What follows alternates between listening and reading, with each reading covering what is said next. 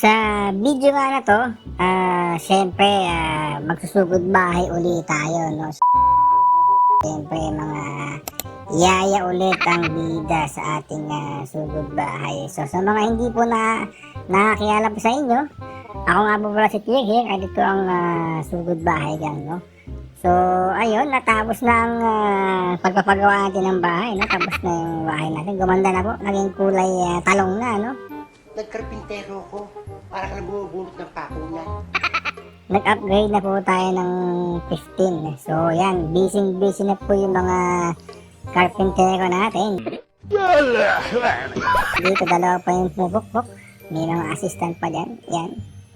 Busy na po sila. Nagluluts po tayo ngayon para po may pang-upgrade tayo ng army camp natin. So, yan po yung mga yaya natin na kasama sa sugod bahay.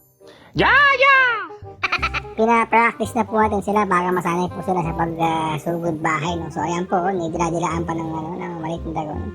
Mapapansin niyo po yung mga yaya natin, naka-medyas po yan.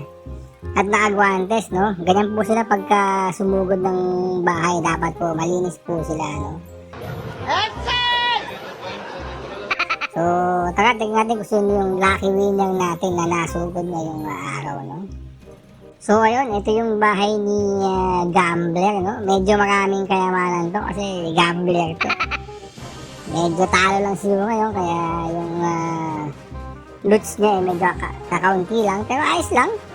Maganda ang pagkaka-eskwala ng bahay niya. 100 per square meter ang kanyang bahay, no? Square na square po. Isang malaki, isang medium at isang maliit na square, no? Kalkulado po niya yan. Ang galing! Ang galing! So, tara, tignan po natin kung paano ginawa natin, no?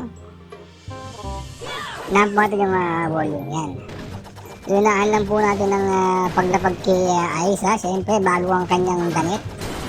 Kaya, mas lalo po siyang ganado sa pagsugod, no? Hinahalisan po ng Sonox yung mga sugod bahay natin, no? Yan, tinago lang po si Aiza, no?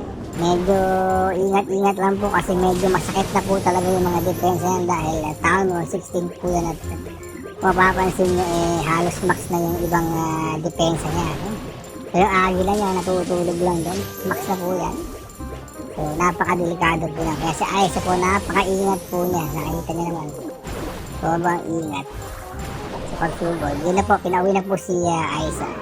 Tapos naglagay lang po tayo ng malaking bilang daron dyan sa may gilid. Si Paolo dun lang para magawa po niya yung magandang panel. Yan. Papasukin na po ng sugod bahay dyan natin ng mga yaya yung bahay ni Gambler. So yan, dagay-dagay ito. Kasama yung kariton na naghahagis ng papagulong ng mga kahoy, no? Dagay-dagay lang sila sa loob. Yan, nagkakagulo na po sila. Si Aiza lang tumalong sa may likod, back up daw po.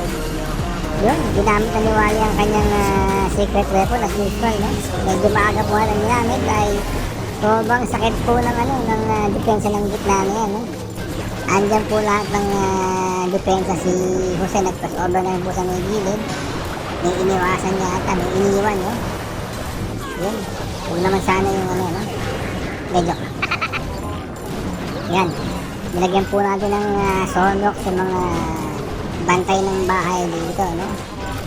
So yan, dire-diretso lang po sila, yung mga sugod bahay natin, yung mga yaya po, habang sumugod po yan, naglilinis po yan, hinihimas po nila yung mga depensa para po luminis. So may mga libreng pala tayo dito, yung mga libre tayong troops ngayon, yung mga bungo na nakasakay sa, yan no, sa parang papel na dragon, no? Ayan, no? Kita nyo na yan, no? Oh, yan. Magkakamukha po silang lahat. No? Yun. Si Paolo. G na G pa si Paolo. Kasama yung mga yaya. Dalawang yaya na lang po natira, no? So, ayun, no? Ganun lang po yung pag-sugod bahay gang natin, no? So, si Gambler po ang lucky winner natin sa araw na to, no? Okay, mga boss?